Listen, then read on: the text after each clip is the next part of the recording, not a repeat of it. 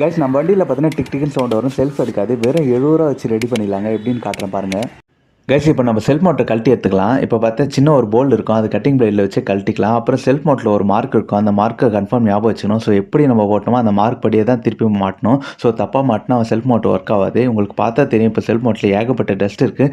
So இதான் பார்த்தீங்கன்னா carbon brush, இதை தான் நம்ம சேஞ்ச் பண்ண போகிறோம். ஒன்று பார்த்தீங்கன்னா சுத்தமாகவே கட் ஆயிடுச்சு, இன்னொன்று சுத்தமாகவே தேஞ்சு போச்சு.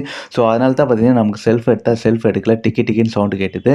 ஸோ இப்போ பார்த்தா தெரியும் உங்களுக்கு, கார்பன் ப்ரஷ்ஷை மட்டும் ரிமூவ் பண்ண போகிறோம். இப்போ பழைசெல்லாம் ரிமூவ் பண்ணியாச்சு. இப்போ க்ளீன் பண்ணிவிட்டு புதுசு போட போகிறோம். இது பார்த்தீங்கன்னா வெறும் 70 ரூபா தான் வருது. ஸோ நீங்கள் புதுசாக செல்ஃப் மோட்டர் வாங்கினா 3000 கிட்ட வரும். ஸோ இப்போ நம்ம பார்த்தீங்கன்னா கார்பன் ப்ரஷ் சால்ட்ரிங் பண்ணிக்கணும். ஒன்று சால்ட்ரிங் பண்ணிக்கணும், இன்னொன்று பார்த்தீங்கன்னா ஸ்க்ரூ பண்ணிக்கணும். ஸோ ஒன்று சால்ட்ரிங் பண்ணியாச்சு, அடுத்தது பார்த்தீங்கன்னா இன்னொன்று ஸ்க்ரூ பண்ணியாச்சு. ஸோ அவ்வளோதான், கார்பன் ப்ரஷ் போட்டாச்சு. இப்போ பார்த்தீங்கன்னா நல்லா க்ளீன் பண்ணிவிட்டு திருப்பி அப்படியே மாட்டிக்க வேண்டியதான். ஸோ சின்ன ஒரு வேலை தான். இப்போ அப்படியே எந்த மார்க் இருந்துச்சோ அந்த மார்க்குக்கு நேராக பார்த்தீங்கன்னா இந்த மோட்டரை மாட்டணும். ஸோ தப்பாக போடக்கூடாது, இதுதான் மெயின் மேட்ரு. ஸோ இப்போ போட்டாச்சு. இப்போ இது வண்டியில் போட்டு எப்படின்னு பார்க்கறது தான் வேலை. ஸோ இப்போ பார்த்தீங்கன்னா ரெடி, வண்டியில் போட்டுலாம். இப்போ நம்ம செல்ஃப் மோட்டர் மாட்டி வச்சு செல்ஃப் அடிக்கலாம். பாருங்கள், வேறு லெவலில் ஒரே செல்ஃபில் ஸ்டார்ட் ஆகிடுச்சு. ஸோ 70 ரூபாயில் வேலை முடிச்சிட்டோம். இதாக கடைக்கு போயிட்டு தானே 500 ரூபா இருக்கும். Thank you so much, by.